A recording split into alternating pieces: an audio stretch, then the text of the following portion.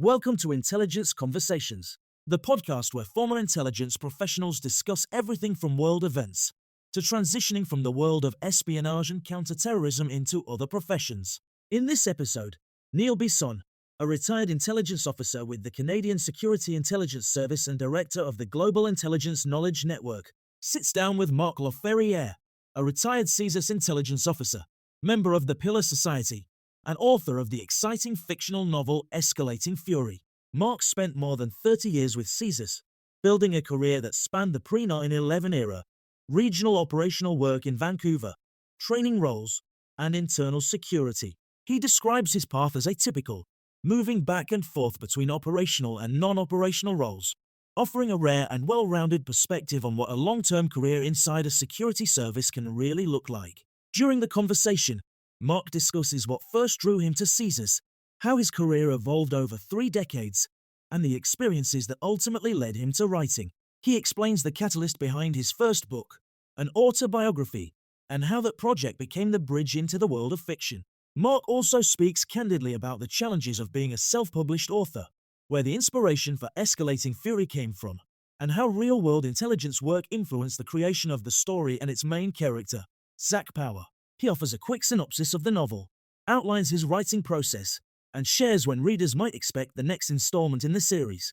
As a bilingual writer, Marc also explores the unique benefits and challenges of writing in both of Canada's official languages, and how that shapes his creative process. This episode offers an inside look at an intelligence career, the transition from operations to authorship, and how lived experience can shape compelling intelligence fiction. This is Intelligence Conversations with Neil Bisson. Let's get started.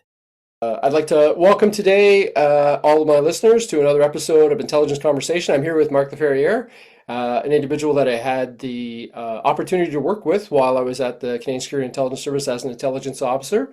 Marc and I interacted on multiple occasions, and now I actually have him on for this show because I want to talk to him about his transition from the service into becoming an author. Marc has written a couple of books now, and we're going to get right into this. So, Marc, first of all, I want to thank you very much for coming and being on the show with me today. And I just want to give the listeners an opportunity to hear all the wonderful things that you have to offer when it comes to the literary world. So maybe we can start off by talking a little bit about how you got involved with the service and what attracted you to that kind of job, and a little bit about your career. So I want to give people a background on who you are. So Marc, give us what you got. Okay, thanks, Neil. Thanks for having me on the show. I joined the service in the 1980s when there was no internet, so I really was not aware of the service per se. And it was while I was going at Concordia University, there was an article in the newspaper, The Gazette, that I saw. It talked about CSIS. There was some official languages problems between the office in Montreal and HQ, so I read up on that. And then I said, well, we have this in Canada, the Canadian Security Intelligence Service. So I looked it up in the phone book. As some of you might recall, the phone books back then were in paper and they were very thick. And at the end, you had the blue pages. So I scrolled through the federal government institutions and I found CSIS and I called. It was a number in Montreal. I still didn't know that much about the organization at the time. It was a very short conversation. Basically, I wanted to know what kind of people they hired to work there. So it comes down to, they asked me basically 4 questions. Are you a Canadian citizen? Are you bilingual? You have a driver's license and you have a university degree. Mm-hmm. So that kind of started the ball rolling in 86. And in those days, they'd hire maybe 10 to 15 intelligence officers per year. And actually, that newspaper article led to the service not hiring people for a year because they had to settle a few things. So anyway, it took 3 years for me, and I started September 11th, but 1989. So that's when I started to join the service. Yeah, and my career path, well, I did, as you know, we have an entry training that lasts a couple of months in Ottawa. So I moved from Montreal to Ottawa. And I was lucky enough that my class, my troop, we didn't last very long in HQ because everybody, when you join the organization, you want to go work in the field. Mm-hmm. And so after about 1 year and 4 months at headquarters, I had another training, and then I went out to the field. And my first posting was in Vancouver, and there I did a bit of everything. I did maybe 6 months of security screening at the beginning. Mm-hmm. That's, verifying clearances, interviewing people, and so on. And I did a bit of CI and CT work. So I was there in Vancouver for 3 years, so 91 to 94. Then I came back to Ottawa as an analyst at the headquarters, and I worked on a Middle East investigation for 3 years. Then I got transferred out to Quebec region, where I worked the same investigation for 4 years. Mm-hmm. Then I transferred back to Ottawa for personal reasons, and I worked in human sources for a while as an analyst. Then I became an operational trainer. I think this is where we met. Mm-hmm. And I was training the intelligence officers that were starting out in the service or going out to the field. And I did that for about 3 years. And after that, I had an atypical career, meaning I didn't stay like in ops all the time. So I did a lot of different things. Mm-hmm. I started with the training, which I really liked. And then I worked in internal security for about 3 years. And I went back to ops and what we would call counterterrorism at HQ again for another 2. And then I went back to international security, which was for quite a long time. Then I went back. My last posting was in the field in Ottawa, and I retired. I retired as the chief of internal security for Ottawa region. So that's in a nutshell. That's what my career looked like. I worked 30 years. Yeah. So quite a diverse career, back and forth all over the place, and opportunity to travel and try different things and be involved in different investigations. So yes, that's I enjoyed what I did. Like when I look back on the 30 years, I had a fun time. I had a good time. There's a bit of ups and downs, of course, but the ups were a lot higher than the downs were. And then when I retired, actually, I then went to work casually for CSE. Casually, what that means is I would work 90 days a year per calendar year. So from January 1st to December 31st, I would work 90 days. I could say, like, I'd go work 2 days, January 5 days, and February. Then, okay, I'm taking 3 months off. I go somewhere, travel, whatever. So I did that for 5 years. So it's like 30 years at CSIS. And then when I finished with CSC, I finished there September 2024. So you've been retired since September 2024, and you ended your career with CSE as a casual worker. Yes, that's right, Neil. So those 5 years were very casual, meaning I had other stuff I was doing. Good. But it was 90 days a year, so it was a nice little, was still in the game and getting a bit of income as well. So when did you start getting involved in writing? When did that become a bigger part of your life? Was it when you retired from the service and then had, a little bit of work with CSE, but still had more time on your hands? And what was the catalyst for that? What made you want to start writing? Okay, that's a good question. There's a few different elements in the answer. When I was young, when I went to university, I studied in communications, which led to jobs like in TV and radio for about 3 years before joining CSIS. So I was already involved in, film, television, sound recording, that kind of stuff. So I always had that creative side within me. I used a lot of video cameras when they came out. So I was even doing like little videos of people in my family to highlight their lives. And I started also reading books, how to write a novel, how to write your biography, how to do this, which I ended up not reading because I didn't have time. But it's a bit of an inside joke with my wife and I. But anyway, so I had those for many years. But the catalyst, actually, not to be too melodramatic, is in September 2020, I buried both my parents. And the funeral, you have people that come up and talk about their lives and anecdotes about your parents. And they said things about my parents that I didn't know. And it makes you think, when you talk to your parents, they tell you things that goes in one ear, out the other when you're young, because you don't, wrongfully so, you don't care that much. And then as you get older, you realize that you should care more. And then when they're gone, it's too late to get all the nice little stories. So that was kind of the catalyst for me to write my first book, which was my autobiography. It's one of the parts of that was to leave it to my kids. And I have great communication with my kids. Is that, they might be like me and they might not remember everything I told them when they were younger. So it's to write my life story for them. And for me personally, like working in intelligence did not define me as a person. I had so many other things I was doing. I was involved in bands professionally, and I was involved in my kids' sports and activities and family life. Like I was not interested in becoming, in the higher levels of the organization. I was offered things, but I I knew the higher you go, the more problems you can get, the more difficult it is, the less time you have for your family. So I just, continued on my path. And so that's kind of explaining my autobiography as well. And after that, I'm a self-published author, meaning I do everything on my own. Right. I have people do revisions, and I have somebody who formats it, puts it in a book format, so I can then have it printed. But it's all on my own. I don't have an editor, so it's all me running around, going to libraries or doing presentations and book shows and book signings and stuff like that. So I do a lot you're a of one-man show. on, You're a one-man yeah, band. yeah. So I do all the legwork, and surprisingly, my biography, like I had printed initial print run based on who I thought would buy it. I printed 300, and they sold out, so I printed another couple of hundred.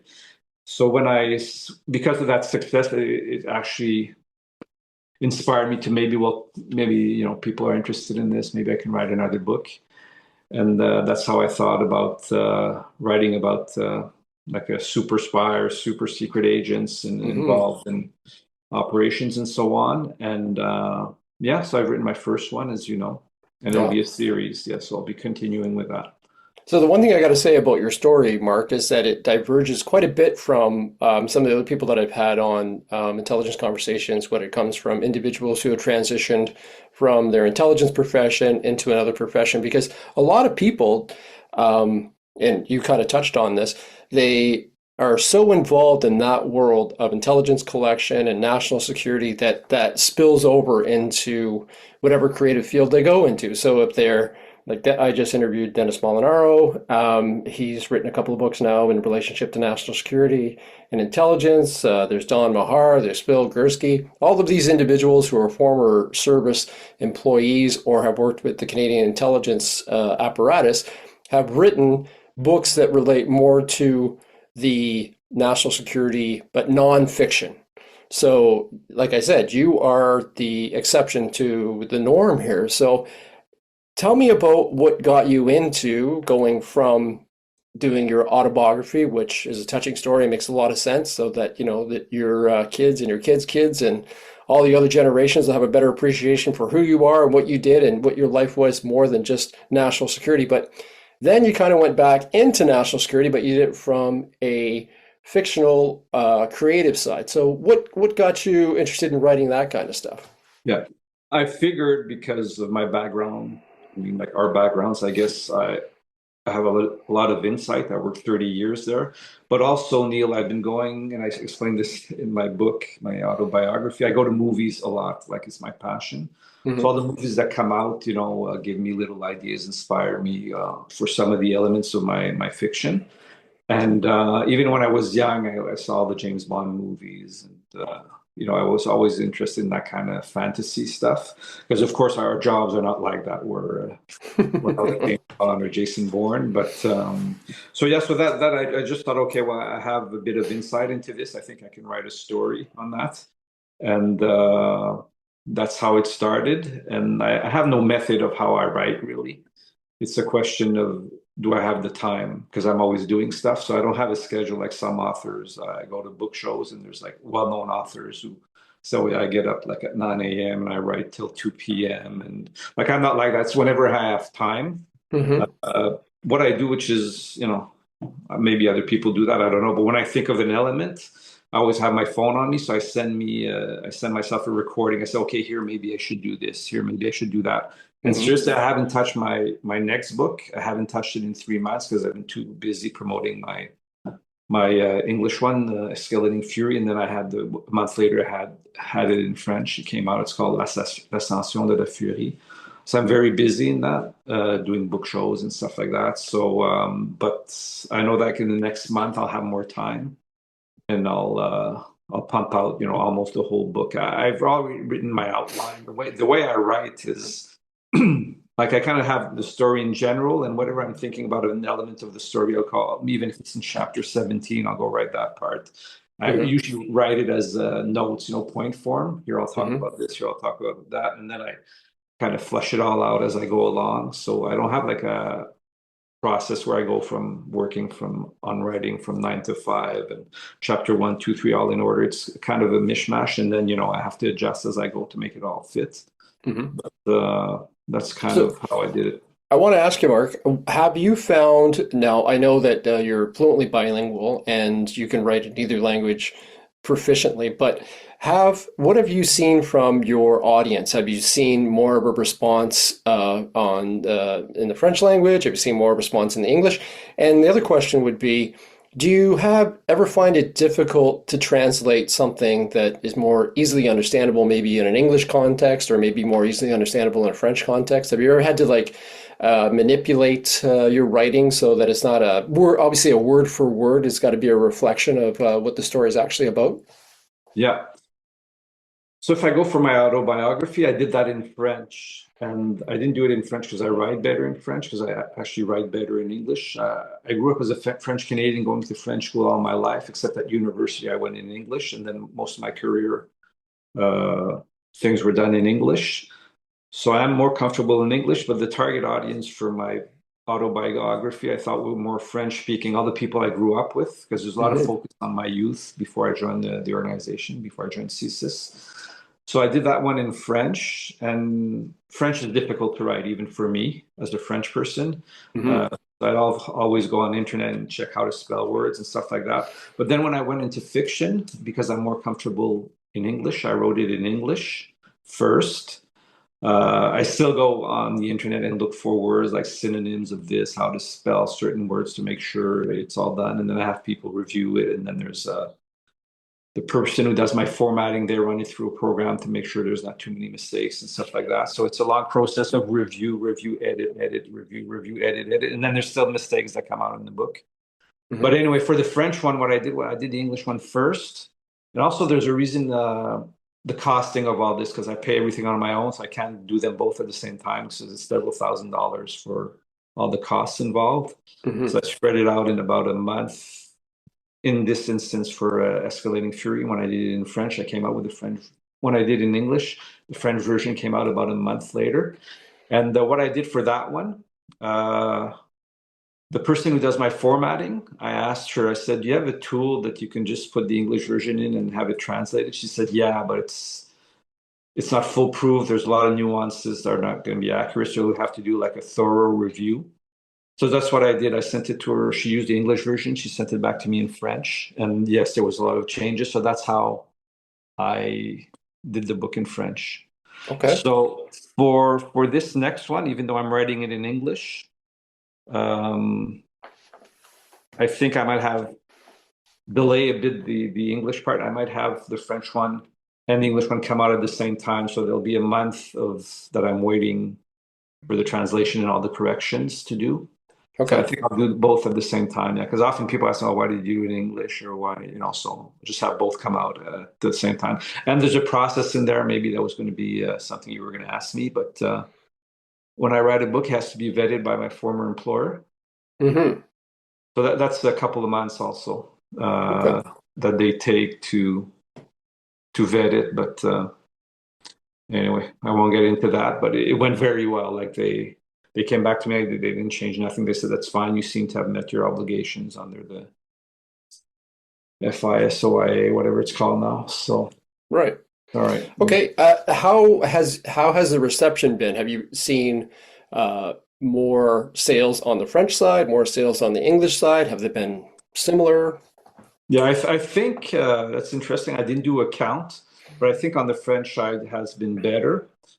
Um, I've gotten all kinds of different feedback, and I warned people. I said, this is not like a 600-page novel. Like, I don't have the patience to read one, even less to write one. So it's pretty much, bang, bang, bang, nonstop action. So some people did say, oh, no, I'm a bit more used to where characters are developed a bit more, where there's a bit more plot. And so I understand that's fine. On the other Hmm. hand, a lot of people said this is good. It's a short read. It's very fascinating. I'm interested in the next one. It's captivating. It's a page turner. I want to see what's going to happen next. So Hmm. that was good. The feedback has been, it's hard to say. I didn't really count how many, but I think it's been about half and half, meaning half of the French people and half our English people that sent me feedback. And it's all been pretty good. except what I just said, some people would have wanted something longer. And even based on that, I'm not going to do a 400-page novel. Right. It's not my thing. But I will make this one a bit more, the next one that I'm doing. I've already written, my outline is pretty much written. I know the story exactly what it's going to be. I have my point form notes. Now I just have to flesh it out. Yeah, but it'll be a bit longer than the first one to satisfy some of the people that wanted a bit more detail. Yeah. So for listeners who aren't familiar with your work, why don't you give us just a quick, the same way you write your books, a quick brief on what Escalating Fury is all about the characters, the synopsis of the story, without revealing any, Yeah. big secrets, but Okay. what's the story got to do with? Okay.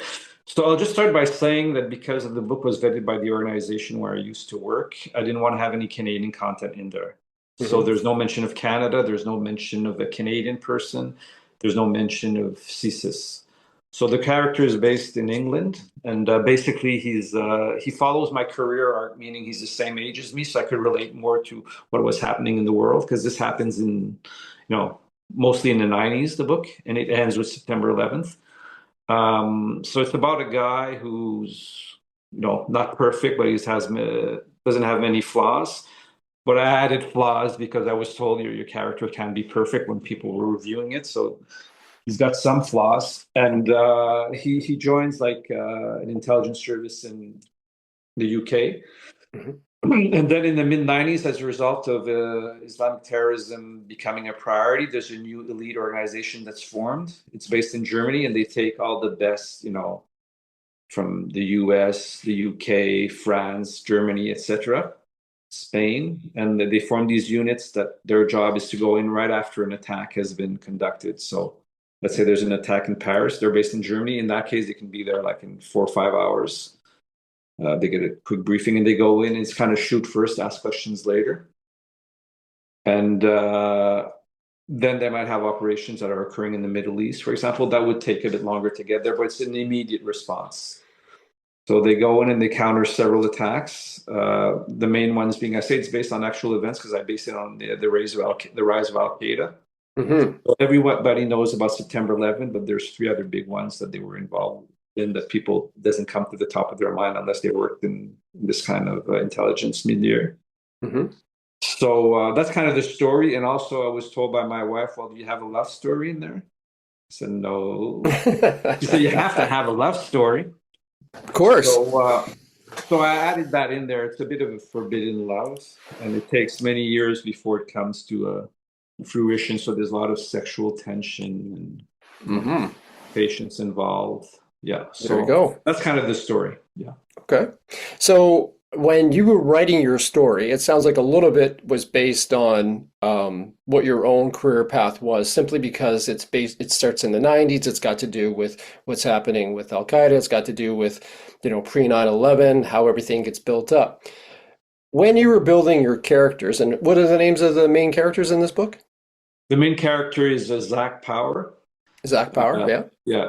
It took a while to get a name because I go on the internet. I don't want to use a name that's out there. It's almost impossible to find like a cool name. Right. So anyway, I settled on Zach Power. Okay, so Zach Power. So did you take any traits or experiences that you had while you were working for the service and use those, or pick characters that you might have known that you dealt with and try to take some character traits from this person and some from that person to build your Zach Power? Or was it just it's all Marc La Ferrière is now Zach Power? Is that what this is all about, or?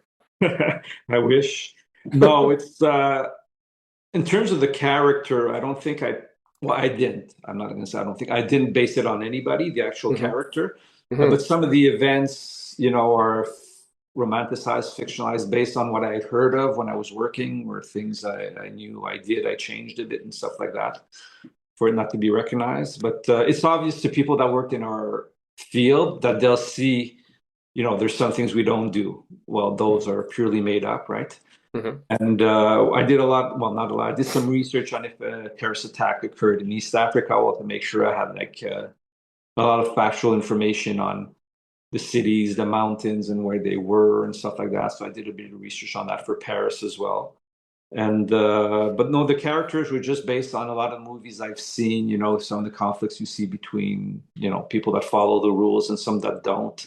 There's one character who's a bit, I wouldn't know what use to word exactly, but he's very extreme and he really demolishes Intense. people. Yes, very intense.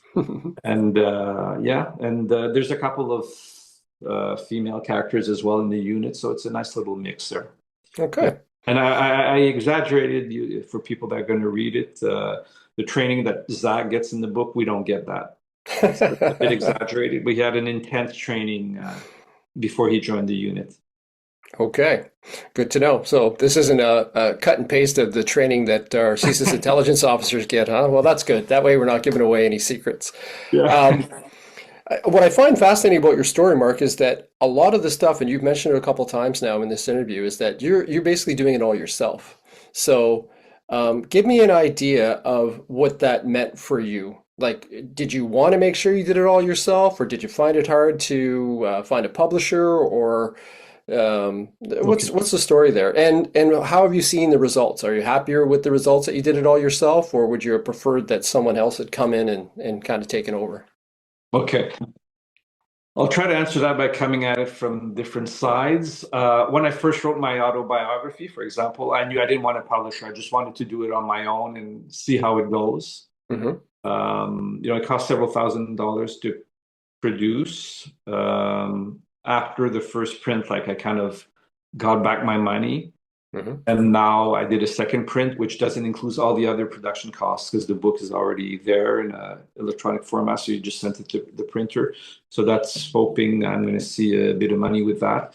The other thing is I did a lot of the legwork, as I told you before. So I don't have an editor behind me. So I go to libraries in Ottawa, Gatineau, Montreal, and I have to sell the book for them to have it on their shelves, but they take a big percentage. Like it Hmm. varies from 20 to 45% depending on what library it is. So you got to Okay. think about it, okay, let's say it costs me so much to produce. Instead of selling it for 25, they're going to take 40%, so I'll get 15. You got to think about it. Is it because what that gives you though, it gives you exposure, and Right. you can put on your social media, okay, my books are at this library in Montreal, this library in Ottawa, so it might get people to go out there and buy it. So and when I mentioned book shows briefly, I've done a little like some local book shows like the Salon du Livre de l'Outaouais, which is still a big show because several thousand people go there over the 4 days. And I've done smaller shows in the regions and on the Quebec side. And one of them, I was approached by an editor because I also do a presentation. I go on stage, I Hmm. just put my sunglasses, the trench coat, and the James Bond theme comes on, and I come out with a fake gun and whatever. And then I talk about similar to what I just did with you. I talk about my career, but I say I want questions. Like people ask me questions, and people that haven't worked in this area are very intrigued, and they ask you a whole bunch of questions. Some of them you can't answer. Hmm. So there was a publisher there that has his own kiosk, and he approached me after. He said, "Oh, would you be interested in having your book published?" Blah blah blah. So they have, and I've because I'm also on the board of directors of the l'Association des auteurs de l'Outaouais. So we always have discussions. I kind of know how it works with publishers, and you can read up about it online as well. They offer different kind of contracts depending on where you are in your career as a writer. So me, I'm a beginner. Hmm. I have like a following. I haven't sold like a best-selling book or nothing like that. Hmm. So without going into all the details, it will cost me the same thing of my money to have them produce the book, Hmm. but I only get 10% of the sales. Of course, when you Oh. think about, yeah, so when you think about this, that makes no sense, don't do it. Hmm. But the sales could be exponential compared to what I'm doing. There could be a lot more sales. They'll be all over Quebec and in France, for example, with this. Right. Right. Hmm. Um, so it's a question of how much money I have to spend and how much am I willing to, and you only get paid once a year. Right. So it's things to consider. But when I was approached, I was already financially engaged for my next book with somebody who's Hmm. doing my covers and my images. Hmm. So I said, well, for now, no, because I already paid part of it, the next one, but after the next one, I'll see maybe where I'm at. Also, if I see I have more sales, Mm-hmm. I think it'd be good to go with an editor who would, get me more exposure. But then I lose a bit of control. Not a big deal, but I lose a bit of control on the cover and stuff like that. Yeah. So Well, we'll it see sounds how like it it's goes. been quite a journey for you, though. I mean, and I'm noticing that time's winding down a little bit, but before we end the episode, I want to ask you if people want to get access or they want to get a copy of what you've written already, what's one of the best places they can do that? Okay. The best known one, if I say just one, is Librairie du Soleil, because they have one in the Byward Market. They Okay. have one in Hull and one in Gatineau. But Mm-hmm. if people live in Aylmer, there's a Bouquinard. They have my books. In Montreal, for listeners in Montreal, Librairie Monet, which is on the Mm-hmm. north end of Montreal. I have one in Buckingham, Librairie Rosemary. There's a Librairie Louis Fréchette. Mm-hmm. They sell in bulk and they give 20% off on everything. So you get a better price there. Librairie Louis Fréchette, that's in Gatineau. Okay. Yeah. What I can do too is at the end of the show for the description for my listeners, anyone who's interested in purchasing a copy of one of Marc's books, I'll leave a link. So hopefully that they can get to that link and then get a copy of that book. So how long do we have to wait to see the next adventure of Zach Power? Okay.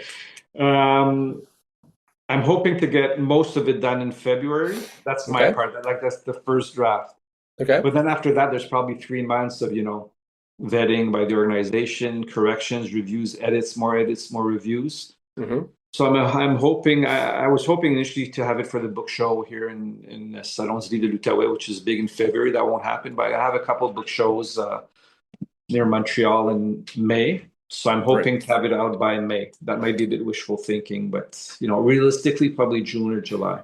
All right. That's awesome. I'm hoping for May. And also I have, maybe you can put that on your links after, but I have like social media accounts. Right. I can leave or my email, whatever, if people buy directly from me. I'm always out and about in Gatineau and Ottawa, meeting people for lunches and former colleagues. So I always copies of my books with me in case. So that's another way I can meet up with people. Well, we'll definitely keep that on.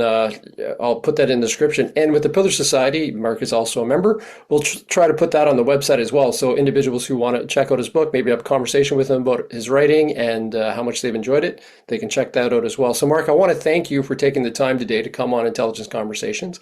And I hope you all the success in the future. And I hope we have an opportunity to talk about your next book when it comes out. Okay, thanks, Neil. I really appreciate you having me on. Great. Thank you for listening to Intelligence Conversations with Neil Bisson. In this episode, Neil sat down with Marc La Ferrière, a retired CSIS intelligence officer and author of Escalating Fury. Neil and Marc discuss Marc's intelligence career, his transition from operations to writing, and how real-world experience shapes intelligence fiction. If you enjoyed this conversation, be sure to follow Intelligence Conversations on your favorite podcast platform and share this episode with anyone interested in intelligence, national security, and the stories behind the profession.